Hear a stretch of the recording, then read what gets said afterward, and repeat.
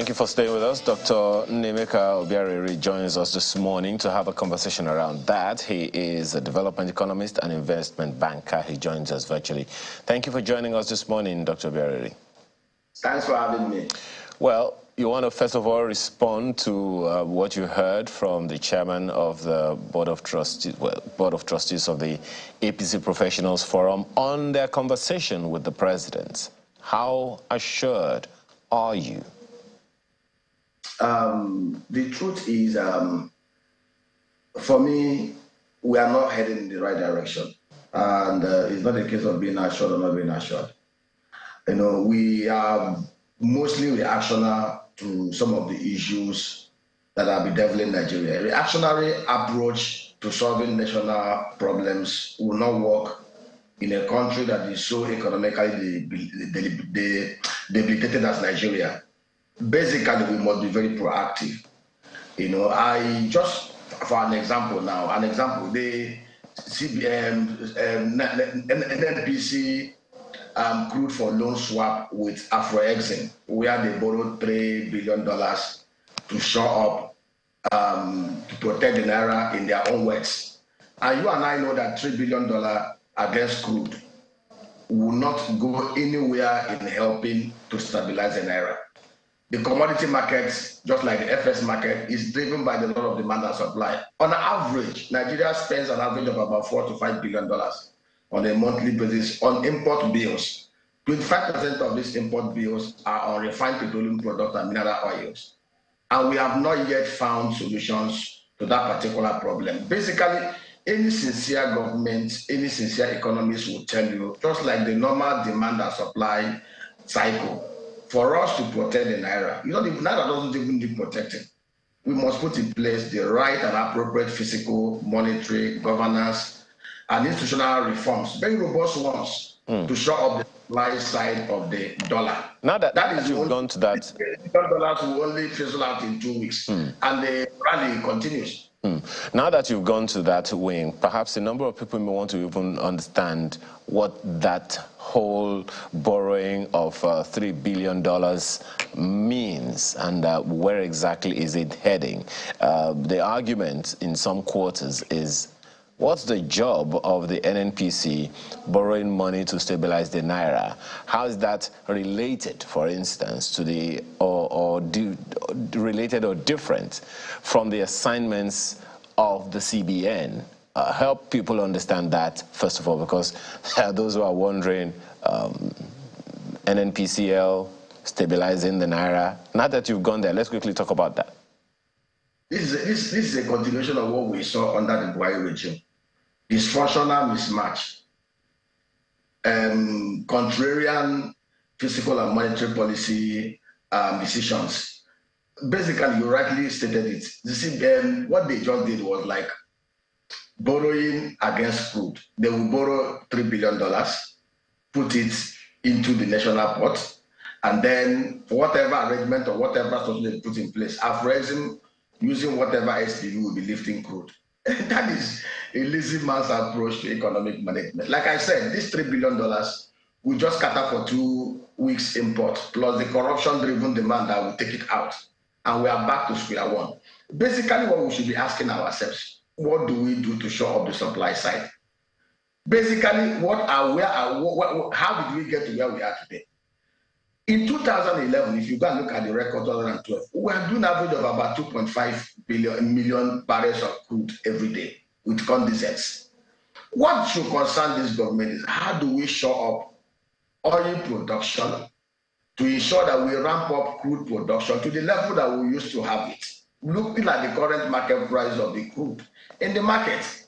That is what we should be focused on. How do we put in place the right security architecture, the physical framework, to ensure that we ramp up and rev up productivity and export of non-oil goods and services?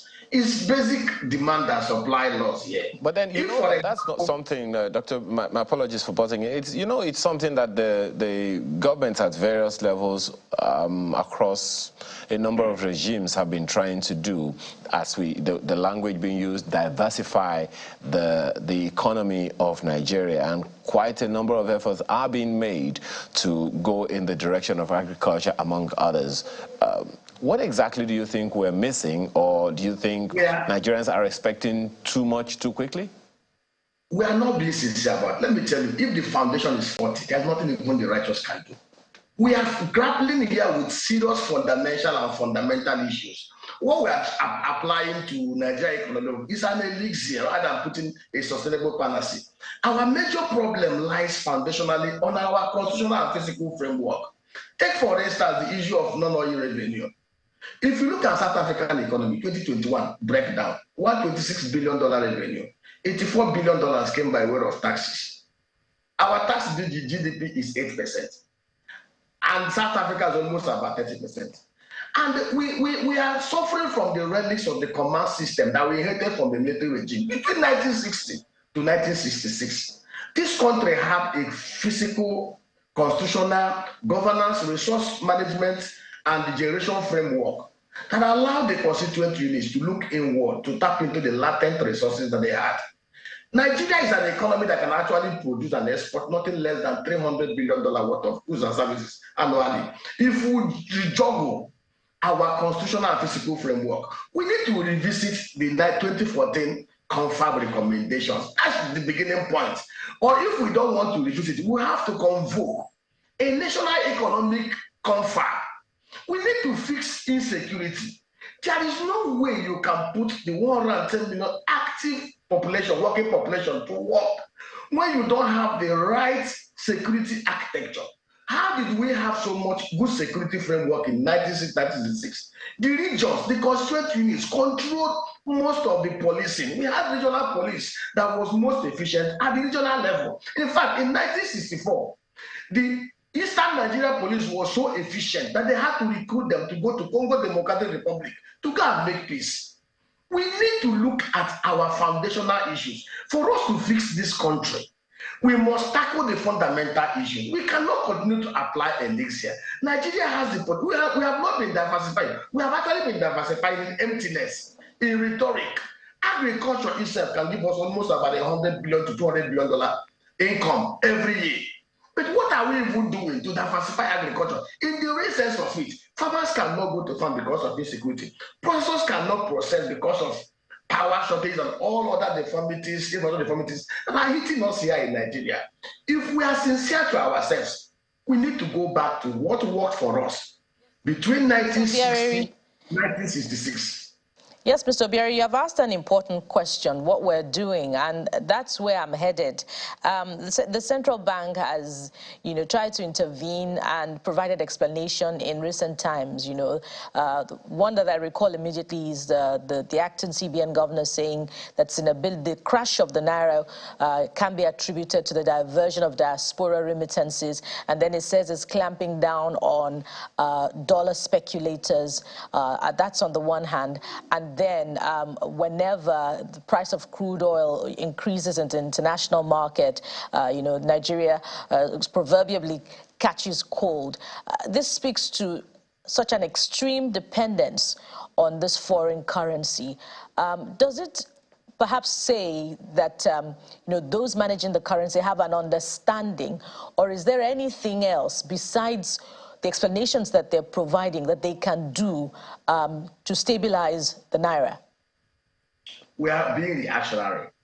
The same knee-jerk reactions. Take example, I'll give you an example.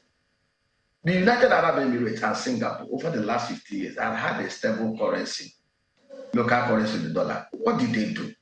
In the UAE, they've been able to manage their oil resources prudently. And they generate almost about $60 billion annually through tourism. Singapore, as little as Alimosho, with a landmass of just about 721 square miles surrounded by water, makes an average of about $25 to $27 billion from the maritime industry alone, which is almost about 80% of what Nigeria earns annually. And Nigeria can actually earn $25 billion from the maritime sector, with the kind of proposals we have sent to the federal government on how they can structure that sector. The problem we have here is, why are we even defending Naira? What are we even defending here? Look at Vietnam. The Vietnamese local currency dong today exchanges for about 24,000 dong to $1. But It has never made the economy of Vietnam to be poor. Why? Because the Vietnamese, with a population of 100 million people, produce and export over $356 billion worth of commodities around the world.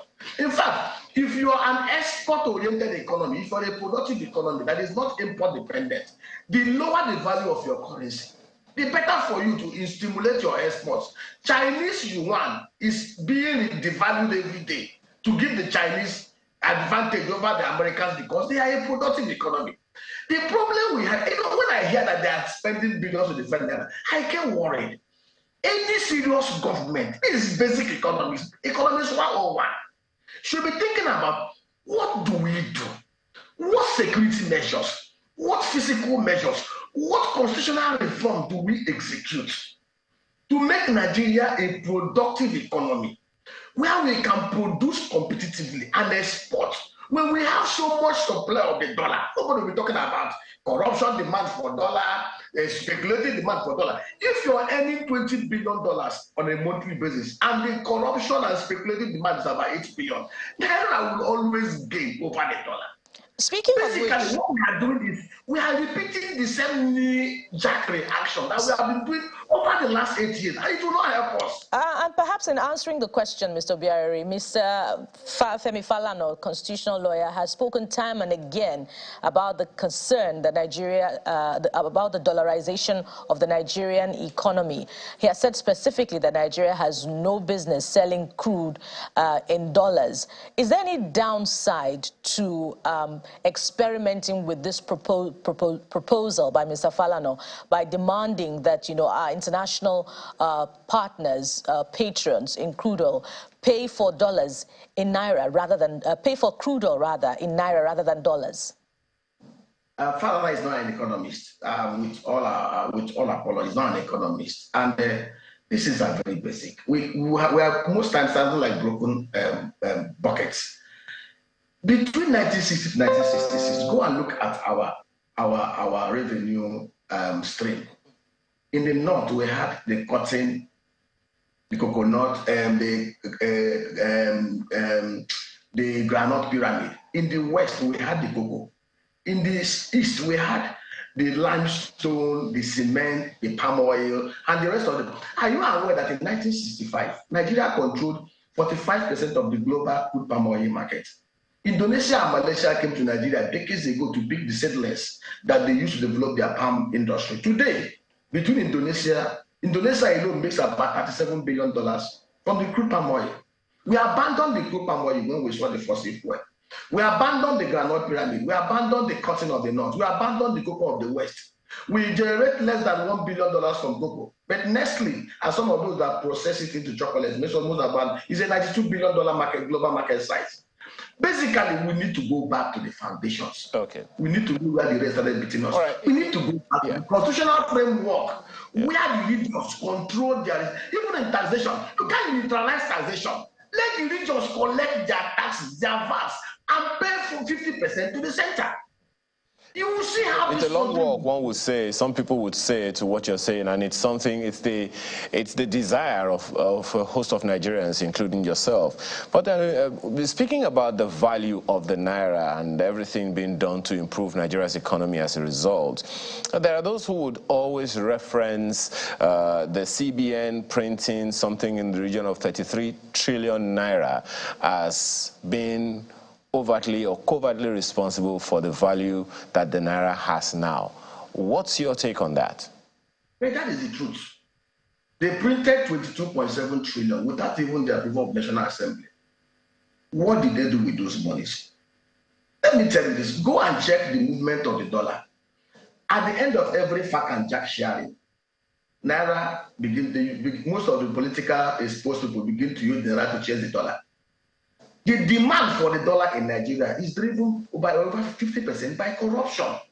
It's not as if the demand for the dollar is 100% driven by real sector economic activities like importation of raw materials, equipment, and all the rest of them. Those ones will stimulate the economy.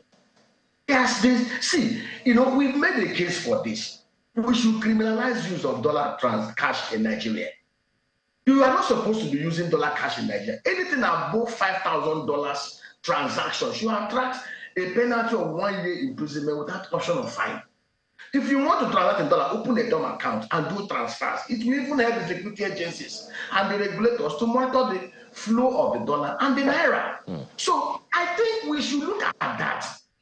To not ourselves so much with this issue of defending the Naira. What we should be thinking about is, how do we produce and export goods and services? That should be our major concern. Okay. How do we execute the reforms that can put Nigeria, turn Nigeria to become a productive economy like we used to have in the early 60s? Dr. Berry, let's wrap up with this one. I mean, you're in the private sector, and a host of people, have also said repeatedly as well that if Nigeria's economy is to move forward, the private sector has to play a major role. In terms of improving the economy, the business environment is also a little troubling somewhat. If you can, squeeze all of this into 60 seconds. What role, what conversation should the federal government and the private sector be having in order to stabilize the Naira and improve the economy sustainably? What the federal government should do simple is to provide the enabling framework and security infrastructure. I give you an example. There's nothing the private sector can do without security. I led a group in the southeast to set up an agro park, 870 hectares agro park, and 3 factories. We spent hundreds of millions of naira. Those factories, one of those factories were burnt down. The farm was destroyed by bandits. Investors, hundreds of millions of naira was wasted. Gino went to KB to do fully integrated tomato business. Invested over $100 million. That Gino business was run down in KB by bandits. So if you want the private sector to that, you must provide the enabling environment, security, physical, monetary policy. To even stimulate export, you have to make the ease of export very, very easy. Do you know that the first yam export in Nigeria got decayed at the port because of the bureaucratic bottlenecks at the port? How can we make it possible for people to take things to the port and export it within 24 hours? These are the kind of things we should be discussing about. That the days and the opportunities will show up again. Thank you so much for being a part of our program this morning. Dr. Nemeka Obereri is a development economist and investment banker. Thank you so much for your time today. Thank you, my brother. All right. So your own contribution to the program is next. Let's begin with this mail from Henry Okeke, and he's talking about the ministers and their portfolios. Invariably, economic strategies that produce sufficient succor to ordinary Nigerians should be the focus of the new Federal Executive Council.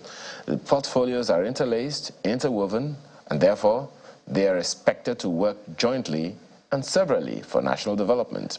The state of the nation calls for business unusual. And we hope that we'll get it. This one is from Eric Ibe. He says, the appointment of ministers for different ministries is all about service delivery. President Bola Tinubu has done his best in terms of choice and portfolios. The citizens are now hopeful that those saddled with the responsibilities of Nigeria's economic growth are held accountable for the benefit of a prosperous nation. Chief Alexander Alassa says, I wish to say that it would be disastrous for a minister to solely rely on professionals in advising the president if he does not have his own professional understanding of the ministry, as he could be misled.